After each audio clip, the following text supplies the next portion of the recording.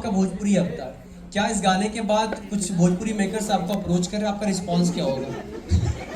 जी response बढ़िया ही होगा। अगर कुछ अच्छा गाना होगा या कुछ अच्छा सीन होगा, कुछ अच्छा रोल होगा तो क्यों नहीं करेंगे। पैसा और इसमें जो आपने देखा है, जैकलीन ने ये जो बोला है, Bhojpuri is better than Hollywood, ये लाइन किसने दी थी? ये लाइन मैंने ही दी थी उसको, पूछ लो। So, and that is the truth, because I'll tell you something. Hollywood वाले कभी देख ही नहीं सकते ऐसा गाना, कुछ उनकी समझ भी नहीं आएगा। उन्होंने कभी गाने ही नहीं देखे। तो हम प्राउडली कह सकते हैं यार हमारे इतने कल्चर हैं, हमारे उस सारे कल्चर पे हमारे गाने बनते हैं, क्या होता है। तो एवरी कल्चर, मैं नहीं जानता, मैं so that is what it is.